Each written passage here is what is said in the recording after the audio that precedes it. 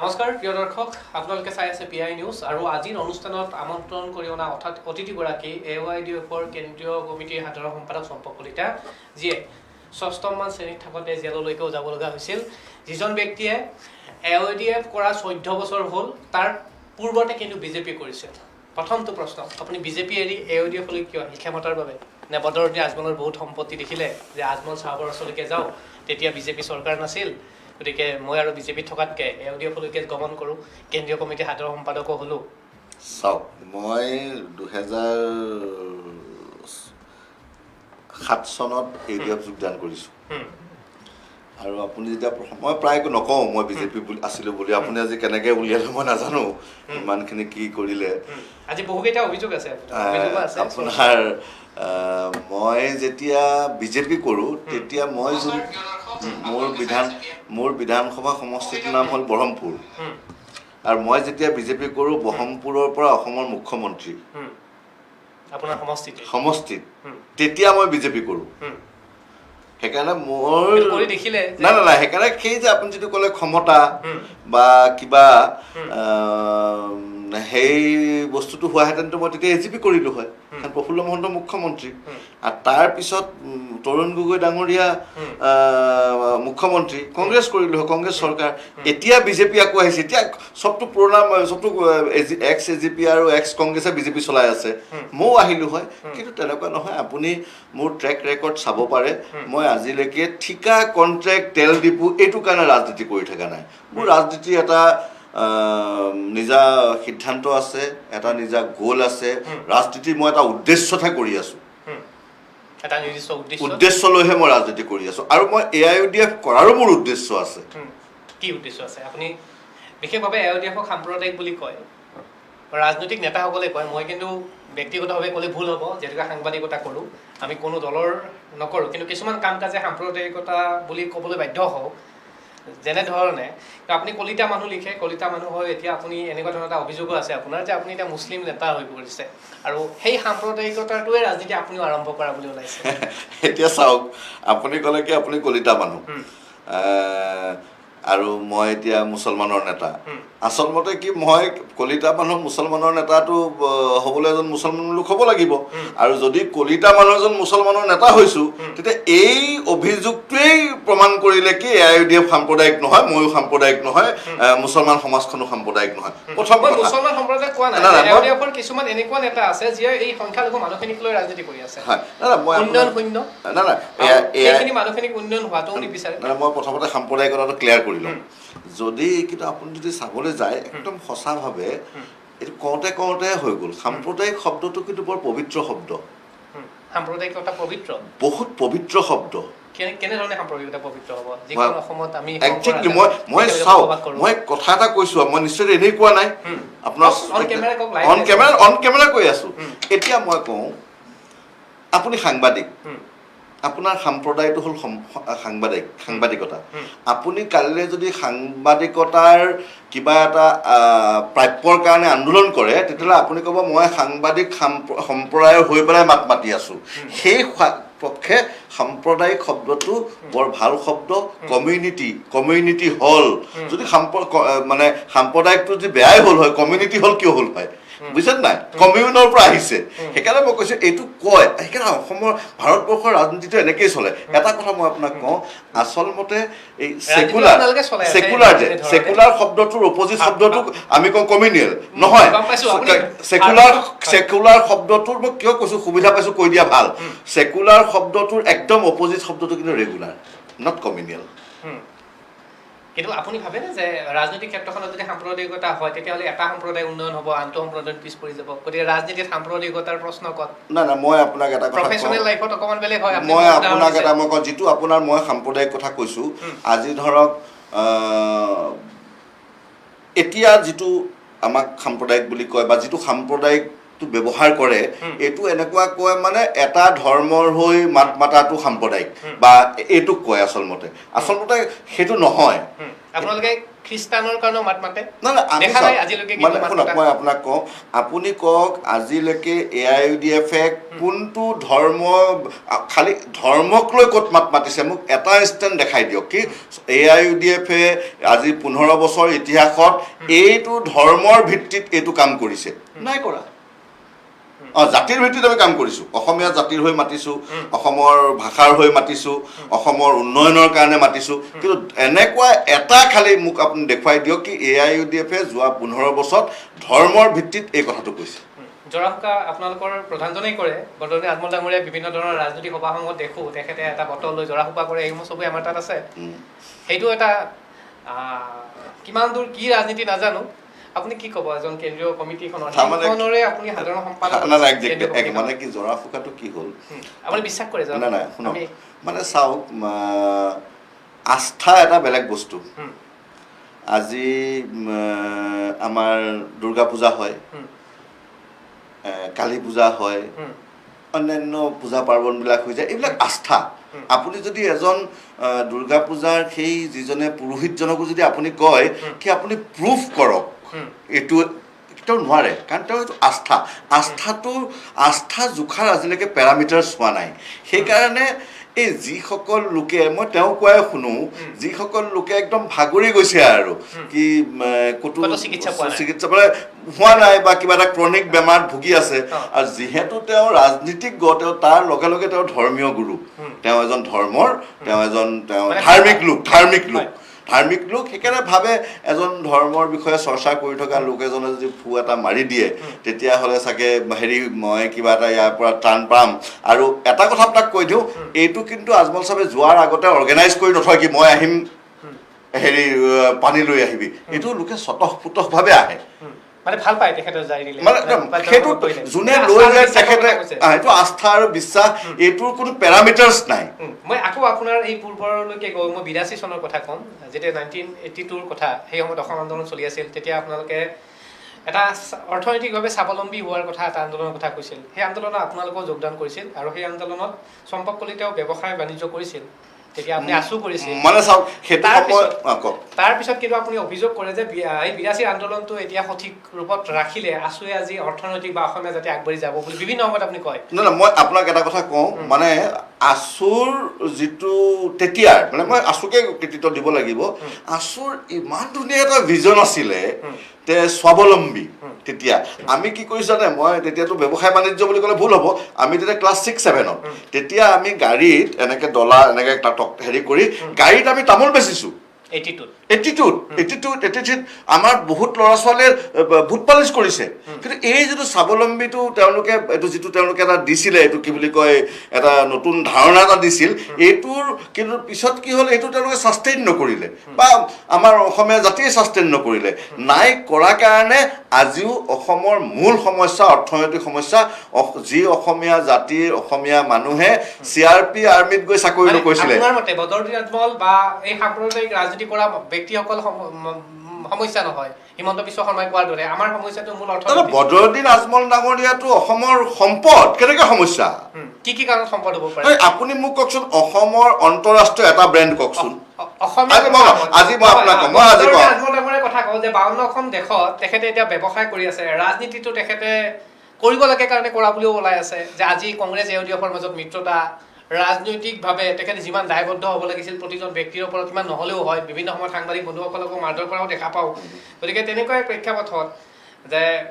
তেখেতে ৰাজনৈতিকভাৱে সমাজৰ ওপৰত কাম কৰাৰ বাবে প্ৰকৃতাৰ্থত তেখেতে কৈ থকা বুলি ভাবেনে আপুনি এদিন মই এই আপুনি এটা বৰ ভাল প্ৰশ্ন আনিছে মানে এইটো 2008 চনৰ মানৰ ঘটনা খুব বানপানী ধুবুৰীত তেওঁ বানপানী চাবলৈ গৈ আছে তেওঁ তেতিয়া MLA তেতিয়া নাৱত একদম ভৰা ব্ৰহ্মপুত্ৰ ৰচুল হক বাহাদুৰ তেতিয়া ধুবুৰীৰ MLA তেওঁ পৰি পেলাই নাৱৰ সেই যে বাঁহ পাতা থাকে যে তাৰ ওপৰত তেওঁ শুই নাক বজাই শুই দিলে আৰু ৰচুল হক বাহাদুৰে ভয় লাগিছে পানী দেখি তেতিয়া তেওঁক সুধিলে কোনোবা এজনে পিছত আজমল ডাঙৰীয়া আপুনি এই নাৱত আপুনি ইমান কোটিপতি মানুহ আপোনাৰ ঘৰ দেখিছোঁ আপোনাৰ ব্যৱসায় আছে আপুনি কিয় এইবিলাক কৰি আছে তেতিয়া বোলে তেখেতে এটা উত্তৰ দিছে দেই 2008 চনত তেখেতে উত্তৰ দিছে কি ঈশ্বৰে মোক ধন দিছে টকা পইচা দিছে সকলো ফালৰ চব দিছে কিন্তু যেতিয়া মই যেতিয়া মোৰ ইন্তেকাল হ'ব তেতিয়াতো মোক ঈশ্বৰে মানে যেতিয়া আখিৰাত বুলি কয় তেওঁলোকৰ বিশ্বাস কি তেতিয়াতো মোক প্ৰশ্ন কৰিব তোক ধন দিলো দৌলত দিলো চব দিলো তই তোৰ জাতিৰ কাৰণে কি কৰিলি জাতিৰ কাৰণে তই কি কৰিলি তেতিয়া মই উত্তৰ দিব লাগিব সেই কাৰণে সেই যিটো দায়বদ্ধতা সেই কাৰণে মই জাতিৰ যিটো প্ৰাপ্য আদায় আন্দোলন হিচাপে AIUDF টোক আন্দোলন হিচাপে মই কাম কৰি আছো আৰু সেইটো যাতে মই উত্তৰ দিব পাৰোঁ কি মোক ওপৰলৈ চব দিলে কিন্তু মই জাতিৰ কাৰণে কি কৰিলো সেই কাৰণে মই কামখিনি কৰি আছো তেনেকৈ বুলি তেওঁ উত্তৰ দিছে মানে তেখেতে 52খন যি দেশত ব্যৱসায় কৰি আছে তেখেতে জাতিৰ বাবে ৰাজনীতি কৰিছে একজেক্টলি জাতিৰ বাবে কিন্তু দুখৰ বিষয় তেখেতে পুত্ৰ বা বংশক্ৰমে প্ৰতিজন মানুহক কিয় তেতিয়াহ'লে ৰাজনীতি কাটি আছে যদি পুত্ৰ বা বংশক্ৰমে ঠিক নহয় মই আপোনাক কওঁ আপুনি নিশ্চয় হয় তাৰমানে কি হয় আপুনি যেতিয়া নিৰ্বাচন এটা আহে এটা ৰাজনৈতিক দল নিৰ্বাচন এটা আহে যেতিয়া আপোনাৰ উইনিবিলিটিৰ কথা আহে আৰু সেই স্থানীয় লোকসকলে এনেকুৱা প্ৰেছাৰ দিয়ে এতিয়া যমুনামুখ সমষ্টিত আপুনি যমুনামুখ সমষ্টিত আজমল কিন্তু যমুনামুখ সমষ্টিৰ MLA নহয় অভিভাৱক তেওঁলোকে যিখিনি ছাৰ্ভিচ দিয়ে মানে MLA দিবই নোৱাৰে বহুত লোকে দিব নোৱাৰে বহুত ডাঙৰ মন্ত্ৰীয়ে দিব নোৱাৰে তেওঁলোকে যিটো ছাৰ্ভিচ দিয়ে সেইকাৰণে তাত আজমল লাগিবই ঠিক তেনেকৈ স্থানীয় লোকৰ প্ৰবল হেঁচাত পৰিহে তেওঁলোকে কেতিয়াবা আনিবলগীয়া হয় নহ'লে তেওঁলোকৰ একজেক্টলি আপুনি বিশ্বাস কৰক মই নিজে আছিলোঁ MP সময়ত আপুনি মানে তাততো বহুত লোকে টিকেট বিচাৰিছিল তেওঁতো টিকেটো বিচৰা নাই তেওঁ ভাবাই নাই তেওঁ যে কেতিয়াবা মানে বৰপেটাত গৈ MP খেলিব তেওঁ আকৌ এবাৰ MP খেলা যদি কেতিয়াবা খেলিলে হয় ইচ্ছা আছিল নগাঁৱতহে খেলিলে হয় কিন্তু এতিয়া টিকেট কাক দিব ইমান হেঁচা আৰু সেই হেঁচাটো প্ৰুফ কৰি দেখুৱাই দিলে তেওঁলোকে চেয়াজুদ্দিন আজমলক বৰপেটাৰ পৰা MP বনাই জিকাই দিলে কাৰণ চাওক আপোনাক টিকেট দিলেই নহ'ব জিকাবও লাগিব এই মাজতে কোনোবা এজনে কৈ আছিল কি যেনেকৈ টেট পৰীক্ষা পাছ কৰিব লাগে যেনেকৈ মেডিকেল পাছ কৰিলেহে ডাক্তৰ হয় তেনেকৈ পলিটিক্সতো পাছ কৰিব লাগে আৰু পলিটিক্সতো চবতকৈ ডাঙৰ পাছ ইলেকশ্যনটো পাছ কৰিলেই হ'ব টিকেট এটা দিলেইতো নহ'ব সেইকাৰণে টিকেটো দিছে আৰু পাছো কৰিছে সেইকাৰণে স্থানীয় ৰাইজৰ যিটো হেঁচা সেইটো তেওঁলোকে প্ৰুফ কৰিছে আজি অভিযোগটো আপুনি খণ্ডন কৰিলে আৰু এটা অভিযোগ আছে যে বিশেষভাৱে দেখা পোৱা যায় যে কংগ্ৰেছ আৰু AUDFৰ মাজত যি মিত্ৰতা আপোনালোকে তেওঁলোকক ডাঙৰ ভাই বুলি কয় বিভিন্ন সময়ত কাজিয়াও লাগে আকৌ মিলা প্ৰীতিও হয় এতিয়াতো আপোনাৰ একদম মুক্ত প্ৰেম নাই নিশ্চয় এতিয়া চাওক মই আপোনাক কওঁ যিদিনাখন কংগ্ৰেছ কোৰ কমিটিয়ে সিদ্ধান্ত ল'লে এটা গ্ৰেড এলায়েন্সৰ সেইদিনাখন আমি ৱেলকাম কৰিলোঁ আৰু ধন্যবাদ সূচক যিটো তেওঁলোকক আমি ধন্যবাদ দিব লাগে সেই ধন্যবাদটো দিবৰ কাৰণে আমাৰ এটা শীৰ্ষস্তৰ সজাতি দল আমাৰ প্ৰেচিডেণ্টৰ নিৰ্দেশমৰ্মে তাত গৈ পেলাই তেওঁলোকক ধন্যবাদো দিলে তাৰপিছত যিহেতু আমাৰ ইমান দিনলৈকে কংগ্ৰেছৰ লগত তিক্ততা আছিল আছিল আপোনালোকে জানো কংগ্ৰেছৰ চৰকাৰ থাকোঁতে আমি প্ৰধান বিৰোধী 11 চনত তাৰপিছত আমাৰ সেইকাৰণে দলে ৰিটেন অৰ্ডাৰ দিছে একদম জিলাসমূহলৈ সমষ্টিসমূহলৈ কি এতিয়াৰ পৰা কংগ্ৰেছৰ বিৰুদ্ধে একো ক'ব নালাগে কাৰণ যিহেতু মিত্ৰতা হৈছে আৰু আমাৰ এটা কথা কি দুশ্মনী কৰেগা ভি ইমানদাৰী সে দোস্তি কৰেগা ভি ইমানদাৰী সে আমাৰ ফালৰ পৰা AIUDFে দুশ্মনী যেতিয়া কৰিছিল ইমানদাৰীছে কৰিছিল আৰু এতিয়া আমি দোস্তি কৰিছোঁ ইমানদাৰীছে কৰি আছোঁ চাওক মই আপোনাক কওঁ দুটা কথা মানে আমি 2021 চনত আমাৰ টাৰ্গেট চৰকাৰতকৈও বিশেষ হ'ল বিজেপিক অতৰুৱা বিজেপিৰ নিচিনা যিটো বিজেপিৰ এটা অপশক্তিক অতৰুৱা সেইটোৰ কাৰণে এলায়েন্সত গৈ যদি কোৱা 2-5টা চিট দলৰ ক্ষতিও হয় তথাপিও AIUDFে সেই এলায়েন্সত গৈ গ্ৰেটাৰ ইণ্টাৰেষ্টক চাৰ্ভ কৰিবলৈ ইচ্ছা কৰিব মানে বিজেপিক আপোনালোকে প্ৰতিহত কৰাৰ বাবে যিকোনো পৰিপন্থা আপোনালোকে ল'ব নিশ্চয় সেইকাৰণে লাগিলে তাত দলৰ কিছু স্বাৰ্থ হানি হওক দলৰ ক্ষতি হওক কাৰণ চবতকৈ আগত দেশ তাৰপিছতহে দল আৰু এটা অভিযোগ আছে যে AUDFৰ নেতাসকলে নিজৰ সমষ্টিৰ ডেভেলপমেণ্টৰ কথা চিন্তা কমকৈ কৰে চাওক মই আপোনাক কওঁ এইটো এটা কাৰণ সেই অঞ্চলৰ ল'ৰা ছোৱালীসকল এডুকেটেড হৈ গ'লে তেতিয়াহ'লে তেওঁলোকে অৰ্থনৈতিকভাৱে স্বাৱলম্বী হ'লে তেওঁলোকে নিজৰ নেতা নিৰ্বাচন কৰাৰ ক্ষেত্ৰত নিৰ্বাচনৰ প্ৰাক্ষণত দিয়াত টকা বা ধনৰ প্ৰতি মোহ নাথাকিব এইটো একদম ভুল অভিযোগ কাৰণ কিয় আপুনি যদি কৈছে এইটো UDF দলটো জন্ম হৈছে 15 বছৰ হ'ল আৰু আপুনি 14 বছৰ তাত দলটো জন্ম হোৱা 15 বছৰ হ'ল 10টা 18টা আমাৰ 14টা আমি আজিলৈকে অসমত 28টা চিটে জিকিছোঁ বুজিছে নাই কিন্তু 28টা চিট আপুনি বাদ দিয়ক তাৰপিছত আমাৰ থাকিল কেইটা চিট 98টা চিট অসমৰ 98 চিটৰ অৱস্থা কিয় আপুনি যদি আজি আমাৰ 28টা চিট সেই অঞ্চলবিলাকলৈ যায় অন্যান্য জাগাতকে আমাৰ তাত মানুহ বহুত স্বাৱলম্বী ফিচাৰী কৰে খেতি কৰে বালি ব্যৱসায় কৰে সব স্বাৱলম্বী অৰ্থনৈতিকভাৱে সবল আৰু আপুনি আৰু শৈক্ষিকভাৱে ইমান আগুৱাই গৈছে এতিয়া যে আপোনাৰ JET NET এইবিলাক হৈছে ৰিজাল্ট পাইছে নেকি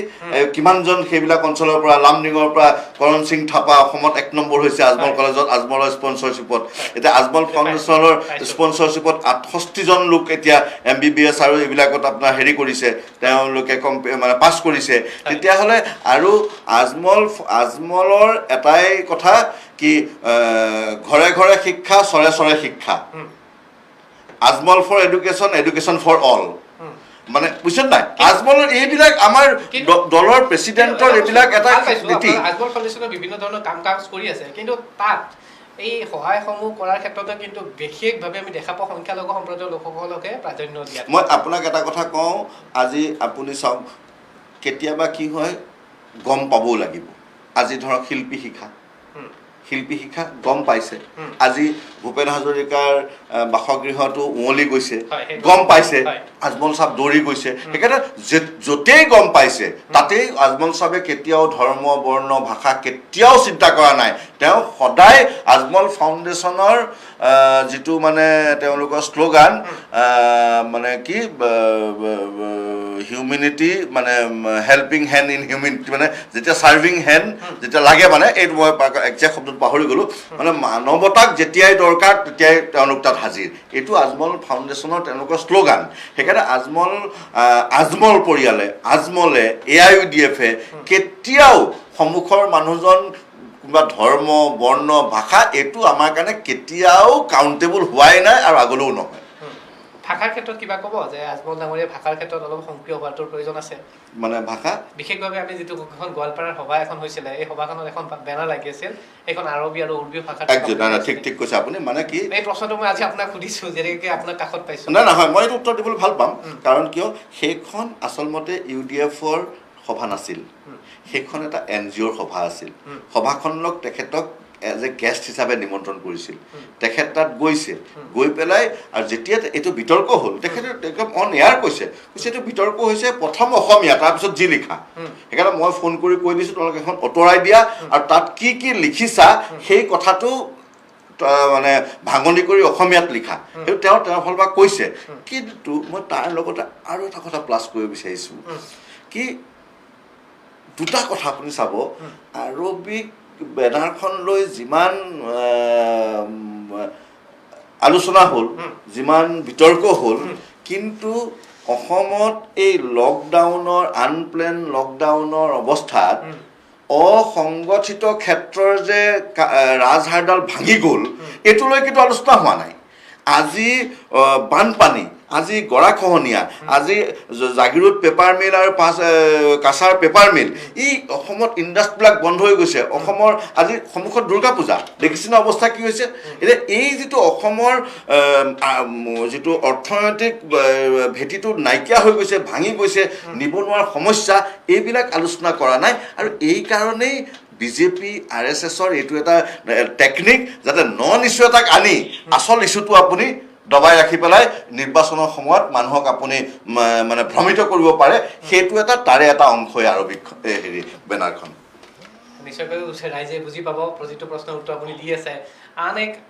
সভ্যতাৰ যুঁজ বুলি কৈছে এইবাৰ 2021 চনৰ বিধানসভা নিৰ্বাচনত বিশেষভাৱে শাসনত থকা চৰকাৰখনৰ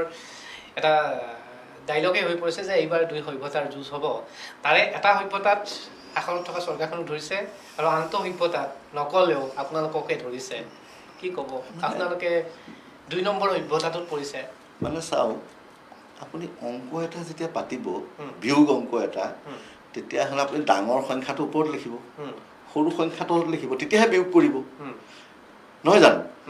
আৰু আপুনি যদি ইয়াতো মোবাইলতো মাৰি পেলাই চাই সেইটো আকৌ মাইনাছ এটা আহিব উত্তৰটোত সেইকাৰণে এই কথাটোৱে ভুল সভ্যতা এটা কনষ্ট্ৰাকটিভ কথা দুটা সভ্যতা কেতিয়াও যুঁজ হ'ব নোৱাৰে দুটা সভ্যতা কেতিয়াও কম্পাৰ্টমেণ্টেলাইজ হ'ব নোৱাৰে কমপ্লিমেণ্টাৰী সভ্যতা ইটছেল্ফে সভ্যতাই কিয় যুঁজ কৰিব দুজন সভ্য মানুহে কেতিয়াও গালি গালাজ নকৰিব নহয় যুঁজ নকৰিব নহয় তেওঁলোকে যেতিয়া কৈছে হয় সভ্যতা এটা যুঁজ হ'ব সেই এটা ফালে থাকিব স্বৰ্গদেউ চাওলুং চুকাফা শংকৰদেৱ চানখাই আজান ফকীৰ ভূপেন হাজৰিকা লক্ষ্মীনাথ বেজবৰুৱা আপোনাৰ ছৈয়দ আব্দুল মালিক এই যিটো আমাৰ মহান অসমীয়া সভ্যতাৰ বিপৰীতে RSS বিজেপি নাগপুৰীয়া বৰ্বৰতাৰ লগতহে যুঁজ হ'ব আৰু বিশাল মহান অসমীয়া সভ্যতা জয় হ'ব 21ত আপোনালোকে কোনটো সভ্যতাত আছে আমি বোলো অসমীয়া সভ্যতাত আছো আমি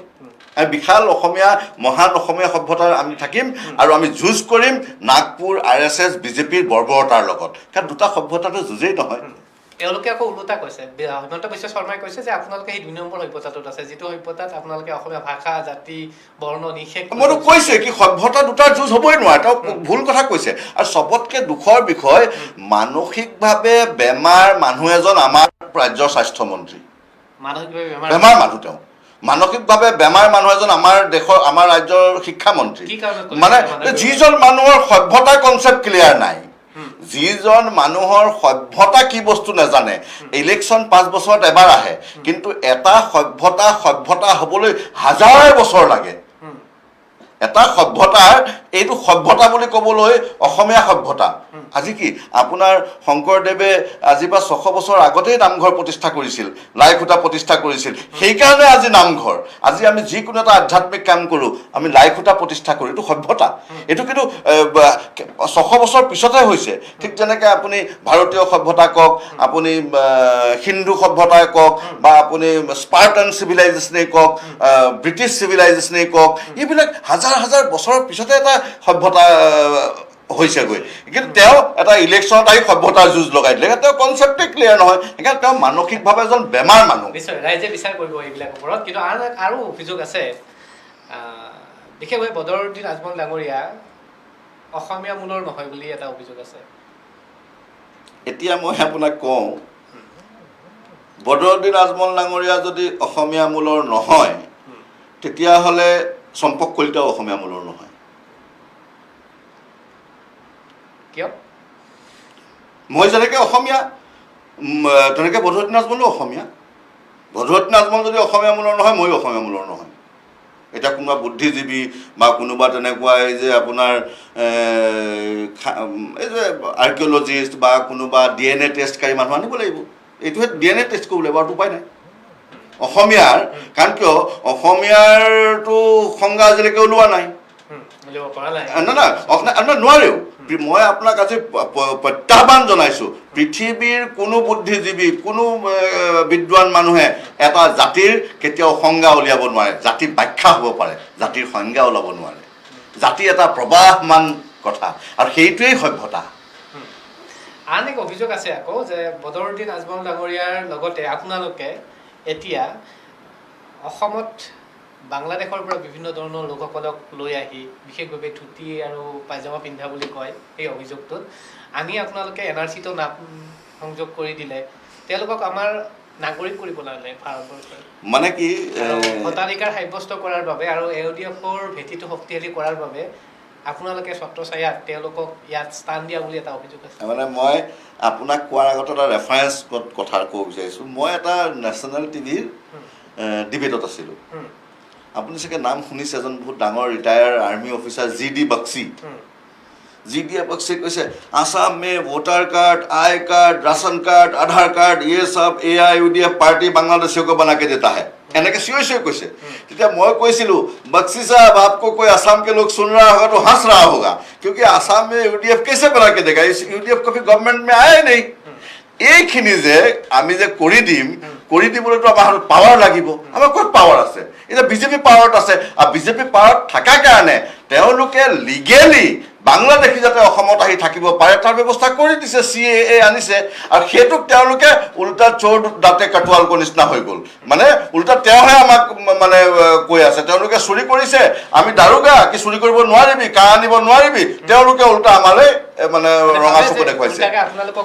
আমাক ফচাব ধৰি আছে। কিন্তু মই আপোনাক কৈছোঁ 1971 চনৰ 25 মাৰ্চৰ পিছত অহা হিন্দুৱে হওক, মুছলমানেই হওক, বুদ্ধই হওক, খ্ৰীষ্টানেই হওক, যোনেই হওক, অসমত তেওঁলোক বিদেশী, তেওঁলোক অসমৰ পৰা যাব লাগিব। আৰু সেইটোত একদম AIUDFৰ ষ্টেণ্ড ক্লিয়াৰ, আৰু এইটোৰ কোনো ধৰণৰ আপোচ নহ'ব। মানে অভিযোগটো এনেকুৱা আছিল, AIUDFৰ যিসকল ব্যক্তি বিধায়ক আছে আৰু যিসকল নেতা আছে তেওঁলোকৰ টকাৰ অভাৱ নাই, গতিকে সেইসকল লোকক এখন দলিচা পাৰি দিয়াত সুবিধা কৰে। মই আপোনাক কওঁ, AIUDFৰটো জন্ম হৈছে 2005 চনৰ 3 অক্টোবৰত, আৰু বাংলাদেশখন সৃষ্টি হৈছে 2071 চনত, 1971 চনত। তাৰমানে বাংলাদেশ সৃষ্টি হোৱাৰ কিমান পিছত UDF সৃষ্টি হৈছে, এইটো অপ্ৰাসংগিক কথা। তেতিয়াহ'লে হিমন্ত বিশ্ব কংগ্ৰেছত ইমান দিন মন্ত্ৰী আছিল, তাৰমানে হিমন্ত বিশ্ব তাৰমানে আনিছে, তেওঁ জানে, সেইকাৰণে অভিজ্ঞতা আছে। কাৰণ আমিতো চৰকাৰটোৱে পোৱা নাই, কেনেকৈ আনে, কেনেকৈ দিয়ে। হিমন্ত বিশ্ব আৰু সৰ্বানন্দ AGP গভৰ্ণমেণ্ট আছিল, সৰ্বানন্দ গভৰ্ণমেণ্টত আছিল, এতিয়া চিফ মিনিষ্টাৰ, তেওঁলোকে তাৰমানে এইবিলাক অভিজ্ঞতা আছে, তেওঁলোকে কৰি পাইছে। এতিয়া প্ৰফুল্ল মহন্ত এতিয়া BJP AGP এলায়েন্সত আছে, তেওঁলোকৰ বিলাক অভিজ্ঞতা আছে, আমিতো গ'লেহে পাম, অভিজ্ঞতাটো হ'ব। তেওঁলোকে কৰিছে, সেইকাৰণে তেওঁলোকে জানে কাৰণে তেওঁলোকৰ যে দুখটো ঢাকিব নোৱাৰি, সেইকাৰণে নিজেই যেনেকৈ আপোনাৰ নিজেই ক্ৰাইম কৰিছে, নিজেই গৈ থানাত এজাহাৰ দিছে, যাতে তেওঁলোকৰ সন্দেহটো নহওক, সেই এটা কৌশল আৰু তেওঁলোকৰ। আন এক অভিযোগ আছে, আপোনালোকে সংখ্যালঘুক লৈ বিভিন্ন সময়ত ৰাজনীতি কৰা বুলি কয়, সেই অভিযোগটো আপুনি কেনেদৰে খণ্ডন কৰিব? মানে যিখিনি নিপীড়িত, যাক পঢ়া শুনা বা আনুষ্ঠানিকভাৱে পিছপৰা, সেইখিনি অঞ্চলক লৈ AIUDFে বিভিন্ন ধৰণে ৰাজনীতি কৰে। মই আপোনাক বাৰে বাৰে কওঁ, কিছুমান আপোনাৰ যিটো প্ৰশ্ন, সেইটো প্ৰশ্ন AIUDFৰ ক্ষেত্ৰত শুদ্ধ হোৱা নাই। কাৰণ কিয়, AIUDFটো দলটো জন্মই হৈছে 15 বছৰ। কি এই 15 বছৰত আমি যিখিনি লোকৰ প্ৰাপ্য আদায়ৰ কাৰণে আন্দোলনটো কৰি আছোঁ, দলটো বনাইছোঁ, সেইখিনি মানুহৰ আগতে বিল্ডিং আছিল, আৰু আমি UDF জন্ম দিয়াৰ কাৰণে সেই মানুহখিনি বিল্ডিঙৰ জেগাত আকৌ খেৰীঘৰ হ'ল, এনেকুৱাতো হোৱা নাই। কি সেইখিনি মানুহৰ ঘৰত ডক্টৰ ইঞ্জিনিয়াৰ 5টা আছিল, এতিয়া আমি UDF জন্ম হোৱাৰ কাৰণে সিহঁত একে লেবাৰ হৈ গ'ল, এনেকুৱাতো হোৱা নাই। সেইকাৰণে কি কাৰণে আমি এইটো অভিযোগ আমাৰ ওচৰলৈ কিয় আহিছে, এইটো এটা মানে মই সামগ্ৰিক উন্নয়ন শূন্য। ঢিং সমষ্টিত আপুনি এতিয়া ঢিঙলৈ যাব, আপোনাৰ লাহৰীঘাটৰ পৰা ঢিঙলৈ কি ফিনফিনীয়া ৰাস্তা। এতিয়া লালু প্ৰসাদৰ ভাষাতটো মই ক'ব নোৱাৰোঁ, মোৰ ডিফৰ্মেশ্যন লাগি যাব, নহ'লে একদম গালৰ নিচিনা ৰাস্তা। নিশ্চয়কৈ দেখা পাব, ৰাইজসকলেও বুজি আছে। গোটেইখিনি কথা আজি বিশ্লেষণ কৰি আছোঁ। চম্পক কলিতা মোৰ সৈতে আছে, যিয়ে 6 বছৰৰ পৰা অসম আন্দোলনৰ পৰা আৰম্ভ কৰি প্ৰথম অৱস্থাত BJP প্ৰথম অৱস্থাত আছোঁ, তাৰপিছত BJP, তাৰপিছত AIUDF, আৰু এতিয়া 14টা বছৰ অতিক্ৰম কৰিলে। 14টা বছৰ সম্পূৰ্ণ হ'ব জানুৱাৰী মাহত, 2000 হৈছে আৰু প্ৰায় আৰু 3 মাহ আছে। অভিজ্ঞতা নিশ্চয় আছে, অভিজ্ঞতা পুষ্ট। কংগ্ৰেছ চৰকাৰ দেখিছে, AGP চৰকাৰ দেখিছে, BJP চৰকাৰো দেখিছে। এই চৰকাৰসমূহৰ তুলনাত ধৰি লোৱা হ'ল AIUDF চৰকাৰ আহিলে মুখ্যমন্ত্ৰী হিচাপে বদৰুদ্দিন আজমল ডাঙৰীয়াক আপুনি চাব বিচাৰিব? চাওক, বিতৰ্ক নহয়, এইটো বিতৰ্কটো হ'বই নিদিলোঁ আমি। এইটো বদৰুদ্দিন আজমল ডাঙৰীয়াই নিজাববীয়াকৈ মানা কৰিছে, তেওঁ মুখ্যমন্ত্ৰী নহয়। কি কাৰণত নহয় বুলি মোক কথাটো শুনক। তাৰ পিছত আমাৰ দলে আনুষ্ঠানিকভাৱে সিদ্ধান্ত লৈ ঘোষণা কৰা হৈছে কি AIUDFৰ পৰা মুখ্যমন্ত্ৰী নহয়। এইটো আমি ঘোষণা কৰি থৈছোঁ, AIUDFৰ পৰা মুখ্যমন্ত্ৰী নহয়। আপোনালোকৰ ক্ষমতা নাই কাৰণে নহয় নে আপোনালোকে? আমিতো কৈছোঁ আমাৰ ধৰ্ম এটা আছে, কি বুলি কয়, এটা এলায়েন্সৰ ধৰ্ম আছে। এলায়েন্স ধৰ্মত আমি কৈছোঁ যিটো গ্ৰেণ্ড এলায়েন্স হ'ব, it's led by Congress. Congress big বেটা, কংগ্ৰেছ ডাঙৰ পাৰ্টি থাকিব, ডাঙৰ চেয়াৰ থাকিব তেওঁলোকৰ, সেইকাৰণে মুখ্যমন্ত্ৰী কংগ্ৰেছৰ পৰাই হ'ব। স্পষ্ট কথা, স্পষ্ট কথা, ইয়াত কোনো তুই মুই নাই, স্পষ্ট কথা ইয়াত। আপুনি আজি হিমন্ত বিশ্ব শৰ্মাক ক্ষুদ্ৰতাৰ সমালোচনা কৰি আছে। ধৰি লোৱা হ'ল হিমন্ত বিশ্ব শৰ্মাই AIUDFলৈ আহিব মন কৰিলে, আহক, মুখ্যমন্ত্ৰী পাতিম। তেওঁৰ মানে মই কৈছোঁ, এইটো লাইনৰ ইমান ডেছপাৰেট তেওঁ মুখ্যমন্ত্ৰী হ'বলৈ। তেওঁ মুখ্যমন্ত্ৰী আপুনি মোক কওক, আজি কংগ্ৰেছত যে তেওঁ ব্লু হোৱাইট বয় আছিল তৰুণ গগৈ, আমি জানো গোটেই গভৰ্ণমেণ্ট তেওঁ চলাইছিল।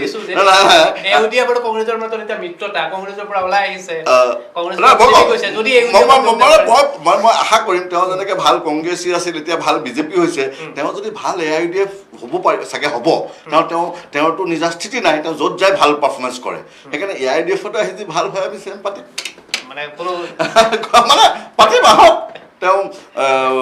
নদৰ এটা কথা মই স্বীকাৰ কৰিম যে হিমন্ত বিশ্ব শৰ্মাৰ দক্ষতা কিন্তু আছিল, কিন্তু তেখেতে গোটেই দক্ষতাখিনি জাতিটোৰ বিৰুদ্ধে ব্যৱহাৰ কৰিলে। তেওঁ যদি হিমন্ত বিশ্ব শৰ্মাই যোৱা 20টা বছৰত যিখিনি পাইছিল তেওঁ আজি কমচে কম অৰ্থনৈতিকভাৱে তেওঁ যিখিনি দক্ষতা আছে অৰ্থনৈতিকভাৱে অসমখনক বহুত আগুৱাই নি কমচে কম এই নিবনুৱা লোকসকল যিসকল লোকে আজি 8,000 আৰু 10,000 টকাৰ কাৰণে বেংগলোৰ হায়দৰাবাদত চিকিউৰিটি কৰি আছে এইখিনিক কিন্তু অসমতে ৰাখি অসমীয়া লোক স্বাভিমানৰ অসমত অসমীয়াক জীয়াই ৰখা এটা ব্যৱস্থা তেওঁ কৰিব পাৰিলেহেঁতেন কিন্তু তেওঁ সেইফালে চিন্তাই নকৰিলে এয়া আছিল চম্পক কলিতাৰ ৰাজনৈতিক কথা কিছুমান বিশ্লেষণ কৰিছোঁ আৰু ৰাজনীতিত সকলো সম্ভৱ আজি যদিও আপোনালোকৰ ৰাজহুৱা যেন লাগিছে যে ডক্টৰ হিমন্ত বিশ্ব শৰ্মা আৰু এই দিশত আহিব নেকি যাৰ মুখত প্ৰতিটো ক্ষেত্ৰতে বদৰুদ্দিন আজমল ডাঙৰীয়াক কেৱল বজ্ৰ সদৃশ গালি ঠিক সেইদৰে এটা সময়ত কিন্তু সেইজন হিমন্ত বিশ্ব শৰ্মায়ো বিজেপিক তেনেকুৱা ধৰণৰে গালি পাৰি আছিল গতিকে সকলো সম্ভৱ ৰাজনীতিত আজি আপুনি কৈ যদিও হাঁহিছে কিন্তু অপ্ৰাসংগিক নহয় পলিটিক্স মই লগতে কৈ দিওঁ politics is the art of all possibilities মই আকৌ পলিটিক্সৰ কথা অহালৈ আহে যে নতুন ৰাজনৈতিক দল এতিয়া প্ৰতি সপ্তাহত এতিয়া আছোঁৱে শেহতীয়াভাৱে আপোনালোকে 6 বছৰীয়া আন্দোলনত কম বেছি পৰিমাণে অংশগ্ৰহণ কৰিছে জোতা পালিচ কৰাৰ কথাও কৈছে তাৰপিছত সেই 855জনকৈ ব্যক্তিক শ্বহীদ হ'ল শ্বহীদ হোৱাৰ পিছত অসম গণ পৰিষদ দল গঠন হ'ল এতিয়া আকৌ 5জন লোক শ্বহীদ হ'ল হোৱাৰ পিছত এতিয়া আছুৰ নতুন ৰাজনৈতিক দল য'ত যুৱ ছাত্ৰ পৰিষদৰো সমৰ্থন আছে AJP আৰু সমান্তৰালভাৱে কৃষক মুক্তি সংগ্ৰাম সমিতিৰ ৰাইজৰ দল চৰ্চাত আছে বহুকেইটা ৰাজনৈতিক দল আছে মই নামসমূহ যদি ক'ব যাওঁ বহুত আঞ্চলিক মৰ্চা অসম নিৰ্মাণ দল ভোটাৰ পাৰ্টি বহু তাৰ ভিতৰত দুটামান নাম চৰ্চাত আছে কি ভাবে এই ৰাজনৈতিক দলসমূহ মই কওঁ আজিৰ তাৰিখত এটা শিশু এটা জন্ম হৈছে শিশুটোক শুভেচ্ছা দিছোঁ বাকী তেওঁ কৰ্মৰাজিহে তেওঁক দেখুৱাব তেওঁ কি হ'ব পিছত কাৰণ আজিৰ তাৰিখত তেওঁ শিশু জন্ম হৈছে মই খবৰ ল'ব গৈছোঁ মই শুভেচ্ছা দিছোঁ তেওঁৰ উজ্জ্বল ভৱিষ্যত কামনা কৰিছোঁ সেইকাৰণে তাতকৈ বেছি এই দুটা দলক আৰু কিবা ক'বলগীয়া আছে বুলি মই নাভাবোঁ আৰু এটা লগতে মই কওঁ তেওঁলোকে যদি সঁচাকৈ কা বিৰোধী হয় আৰু যদি তেওঁলোক কা বিৰোধী হয় যে কাৰ পক্ষত আছে RSS BJP সেইকাৰণে কমচে কম ছিংগল পইণ্ট এজেণ্ডা কি আমি আজি কা পক্ষত থকা শক্তিটোক পৰাজিত কৰিব লাগে সেইকাৰণে তেওঁলোকক আমি মহাগঠবন্ধনলৈ আহ্বান জনাইছোঁ আৰু মহাগঠবন্ধনলৈ আহি তেওঁলোকে সেই কাৰ পক্ষত থকা RSS BJPক অসমৰ পৰা বিদায় দিয়াত আমাক সহায় কৰিব বুলি আমি আশা কৰিছোঁ আৰু আহ্বান জনাইছোঁ কিন্তু পাৰিব জানো মই এই কাৰণে কৈছোঁ পাৰিব জানো কাৰণ 85 চনত যি আন্দোলন হ'ল চুক্তি হ'ল তাৰপিছত AJP গভৰ্ণমেণ্ট আহিল বিদেশী বহিষ্কাৰৰ বাবেই আন্দোলন হৈছিল 855জন লোক শ্বহীদো হৈছিল কিন্তু নোৱাৰিলে প্ৰফুল্ল কুমাৰ মহন্তই নোৱাৰিলে দুবাৰকৈ চৰকাৰ ৰাইজেও দিছিল আৰু আটাইতকৈ আঞ্চলিকতাবাদী শক্তিক আটাইতকৈ ৰাইজে মৰম কৰা চাগে AJP দলে আছিল আৰু সংখ্যা গাঁঠিৰ ধনেৰে একদম নিজে চাইন ৱাল পেইণ্ট কৰি একো 1 টকা খৰচা নোহোৱাকৈ দিছপুৰত চৰকাৰখন বহাই দিছিল এই সময়ত আপুনিও তেতিয়া যোগাযোগ আছিল আৰু AJP হিচাপত আপোনালোকে কৰ্ম কৰিছিল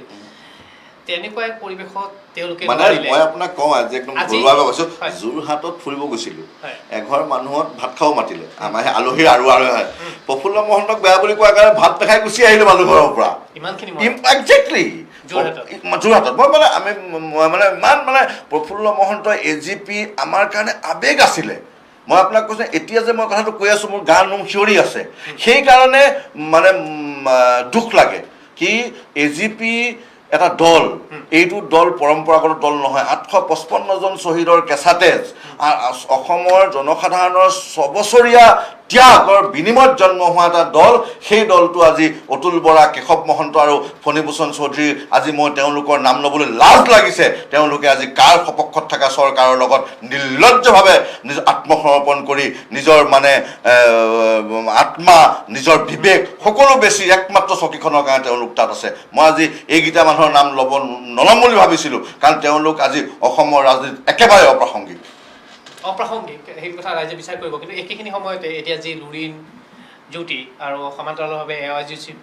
কৃষক মুক্তি সংগ্ৰাম সমিতিয়ে যি মিত্ৰজোঁট হৈ এটা ৰাজনৈতিক দলৰ কথা পাতি আছে পাৰিব জানো এওঁলোকৰ এই স্থিতিসমূহ থাকিব মই আপোনাক আজি ক'লো আজি তেওঁলোক নতুনকৈ জন্ম হৈছে আৰু আপুনি অভিজ্ঞ মই আপোনাক যদি আপুনি আছুৰ পৰা কয় তেতিয়াহ'লে মই আপোনাক আজি নাম গনাই দিওঁ কেইটামান সৰ্বানন্দ সোণোৱাল প্ৰাক্তন সভাপতি আছু অতুল বৰা প্ৰাক্তন সভাপতি আছু কেশৱ মহন্ত প্ৰাক্তন সভাপতি আছোঁ, তপন গগৈ প্ৰাক্তন সাধাৰণ সম্পাদক আছোঁ, অমিয় হাজৰিকা প্ৰাক্তন সাধাৰণ সম্পাদক আছোঁ, আৰু হিমন্ত বিশ্ব শৰ্মা প্ৰাক্তন আছোঁ।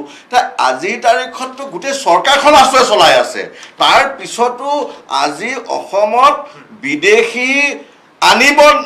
খেদা নহয়, বিদেশী আনিব নালাগে বুলি 5জন শ্বহীদ হ'বলগীয়া হ'ল। ইয়াতকৈ আৰু জাতিৰ কাৰণে লজ্জাৰ বিষয় আছে নেকি? মোক কওকচোন। ইয়াৰ বিচাৰ ৰাইজে কৰিব। আৰু আপুনি কোৱা কথাখিনি প্ৰাসংগিক, কাৰণ ৰাজনীতি ইমান তললৈকে গুচি যায়। ৰাজনীতি কৰা ব্যক্তিসকলে তেওঁলোকে পাহৰিয়ে যায় নিজৰ জাতি আৰু নিজৰ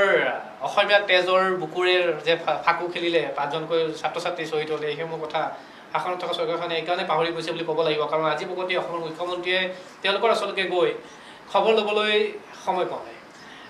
অনুষ্ঠানত সময়সীমা কমি আহিছে। চম্পা কলিতা, আমাৰ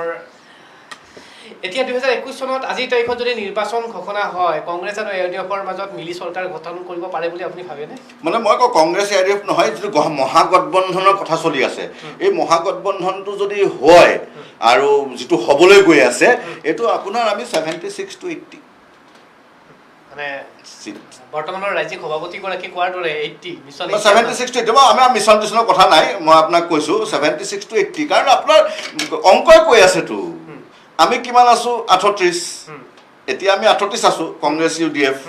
আৰু লগত আমি আৰু মহাপন্ন দলবিলাক ল'ম। বাও গণতান্ত্ৰিক দল আছে, অজিত ভূঞাৰ দলেও এটা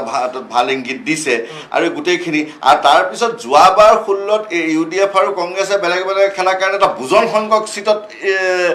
কি বুলি কয় বিজেপি জিকিছে। আৰু তাৰ বাহিৰে বিজেপিৰ যিখিনি এতিয়া প্ৰতিষ্ঠান বিৰোধী ঢৌ বা অসম বিৰোধী যিটো অৱস্থা, আজি অসমীয়া মানুহে বিজেপিক চি কৰি আছে, সেইকাৰণে গোটেইখিনি মিলি যদি হেৰি হয়, আপোনাৰ মইতো কওঁ 80তকৈ অলপ বেছি হ'লেও কম নহয়। মই আপোনাক কওঁ বিজেপি 2016 চনৰ কাউণ্টিং আৰম্ভ হওঁতে 6টা চিট আছিল, আৰু কাউণ্টিং শেষ হওঁতে 60টা চিট হ'ল। It is a abnormal growth is a not sustainable. কিন্তু UDF 2006 10টা, 2011 18টা, 2016 14টা, আৰু কংগ্ৰেছেতো বহুত দিন ৰাজত্বই কৰিছে। সেইকাৰণে একো আচৰিত হ'বলগীয়া নাই। নতুনকৈ আমাৰ ৰাজনৈতিক পথাৰখনত আমাৰ একাংশ গায়ক আৰু গায়িকা গৈছে, এওঁলোকক কিবা ক'ব?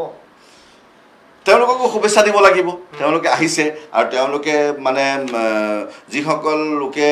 গান গায়, যিসকল লোক এই শিল্পীৰ লগত জড়িত, তেওঁলোকে সদায় শিল্প সাহিত্যই এটা জাতিৰ চানেকি। সেইকাৰণে তেওঁলোকৰ লগত জড়িত কৰ্মীসকলে এই জাতিৰ পক্ষত থাকি, আৰু এই কাৰ পক্ষত থকা শক্তিৰ বিৰুদ্ধে, কাৰ বিৰুদ্ধে থকা শক্তিখিনিক তেওঁলোকে আহি তেওঁলোকক শক্তিশালী কৰি অসমীয়া জাতিটোক সুৰক্ষা দিব বুলি আমি তেওঁলোকক আহ্বান জনাইছোঁ, আশা কৰিছোঁ। আহক তেওঁলোক। নিশ্চয়কৈ আপোনাক ধন্যবাদ জ্ঞাপন কৰিছোঁ। এয়া আছিলে AUDFৰ কেন্দ্ৰীয় সাধাৰণ সম্পাদক চম্পা কলিতা। আপোনাৰ সুস্বাস্থ্য কামনা কৰিছোঁ, আৰু পৰৱৰ্তী পৰ্যায়তো আৰু এদিন আপোনাক অনুষ্ঠানলৈকে আমন্ত্ৰণ কৰিম। এদিন নহয়, মাজে সময়ে মাতিলে। ধন্যবাদ আপোনালোকে এইখিনি সুবিধা দিয়াৰ কাৰণে। মই আপোনালোকক কৃতজ্ঞতা জ্ঞাপন কৰিছোঁ। ধন্যবাদ। আৰু PI নিউজ চাই থকা প্ৰতিজন দৰ্শকৰ সুস্বাস্থ্য কামনা কৰিছোঁ। আৰু আজিৰ আমি বিশ্লেষণ কৰিলোঁ। ইয়াৰ বিশ্লেষণৰ পিছত সম্পূৰ্ণ বিচাৰ বিশ্লেষণ ৰাইজৰ ওচৰত এৰি আজি অনুষ্ঠানৰ পৰা বিদায় মাগিছোঁ। আৰু চাই থাকিব আপোনালোকৰ একমাত্ৰ প্ৰিয় চেনেল PI নিউজ, ৰাইজৰ দ্বাৰা ৰাইজৰ বাবে। ধন্যবাদ।